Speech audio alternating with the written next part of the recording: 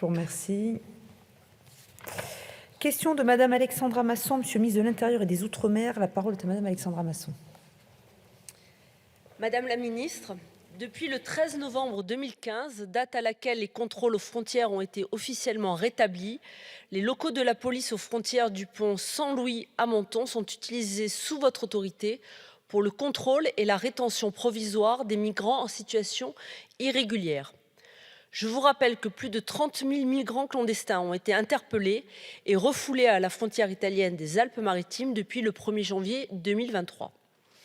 Alors que les effectifs de la PAF, de la gendarmerie, des CRS et de la force Sentinelle procèdent actuellement à près de 300 interpellations par jour, ces derniers ne disposent malheureusement pas de conditions de travail et de logement satisfaisantes. Lors des nombreuses visites que j'effectue régulièrement dans les locaux de la police aux frontières, au poste de Menton-Saint-Louis, j'ai pu constater l'état de vétusté et de délabrement de ce bâtiment historique de la douane, tant à l'extérieur qu'à l'intérieur. Les forces de l'ordre et moi-même souhaitons connaître les projets de votre ministère concernant ce bâtiment. Je vous rappelle l'urgence des travaux à réaliser sur ce bâtiment pour assurer la sécurité des effectifs des forces de l'ordre et leur offrir des conditions décentes de travail. J'ai adressé un courrier au préfet des Alpes-Maritimes à ce sujet en date du 15 novembre 2022, qui hélas est resté sans réponse.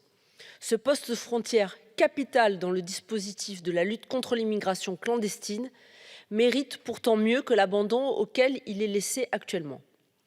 De même, en juillet 2016, la mairie de Menton avait attaché à l'État l'autre poste frontière de Menton au pont Saint-Ludovic, au bord de mer, pensant le réhabiliter pour le transformer en musée. Toutefois, son maintien en point de passage autorisé du secteur de la frontière terrestre de Menton n'a jamais permis de tels travaux. Le maire de Menton nous a indiqué être en tractation via la préfecture des Alpes-Maritimes pour un rachat par l'État. Pouvez-vous m'indiquer, Madame la ministre, si le rachat est bien envisagé par votre ministère, alors que les infrastructures du bâtiment sont dans un état déplorable et que les travaux urgents y sont également nécessaires? Enfin, alors que le dispositif de l'ALIC a été renforcé dans le Mentonnais, les effectifs de la PAF ne trouvent pas à s'y loger du fait de la pénurie des offres de location longue durée qui sont rares et chères. Quelles sont les mesures, Madame la ministre, que vous comptez prendre pour aider au maintien de manière pérenne des effectifs de la Border Force déployés à grand renfort de communication par la Première ministre Elisabeth Borne au mois d'avril dernier? Je vous remercie, Madame la ministre. Je vous remercie. La parole est à Madame la ministre déléguée chargée de l'organisation territoriale des professions de santé. Merci Madame la Présidente. Madame la députée, le ministre de l'Intérieur m'a chargé de vous fournir les éléments suivants en réponse à votre interrogation. Les conditions de travail des forces de l'ordre constituent pour les policiers une préoccupation évidemment majeure. Et le ministère de l'Intérieur et des Outre-mer en a fait une priorité de son action. Je tiens avant toute chose à rendre hommage à leur mobilisation exceptionnelle dans les Alpes-Maritimes, où se posent de manière évidemment cruciale les questions entourant la lutte contre l'immigration clandestine. Cette mobilisation globale, nous la devons à la force frontière qui a été mise en place dans le département le 1er juin, comme annoncé par la Première ministre, puis étendue aux Hautes-Alpes en juillet pour faire face à la très forte montée de l'immigration clandestine. Près de 30 000 non-admissions d'étrangers, 29 947 exactement, ont été prononcées de janvier à octobre dans les Alpes-Maritimes, soit 10,2% de plus qu'au cours de la même période de 2022. Cette pression migratoire très forte a bien sûr un impact sur les locaux et plus généralement sur les conditions de travail des policiers qui sont indéniablement dégradées. Ce qui permet d'en venir au cœur de votre question. Face à cette situation, les locaux de la police aux frontières de Menton ne sont en effet plus suffisants ni adaptés. Des travaux ont été menés au fil des ans, mais ce n'est plus suffisant. À la recherche d'une solution pérenne, la préfecture de zone et les services de police ont donc travaillé cet été à l'élaboration d'un véritable schéma directeur immobilier pluriannuel. Le site de Pont-Saint-Louis, poste frontière autrefois partagé avec les douanes, en particulier n'est plus adapté malgré les efforts consentis et les investissements successifs depuis 2015.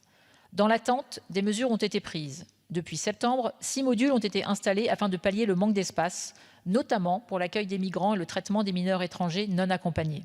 Ces algécos permettent ainsi, même si ce n'est pas suffisant, loin s'en faut, d'améliorer quelque peu les conditions de travail des agents.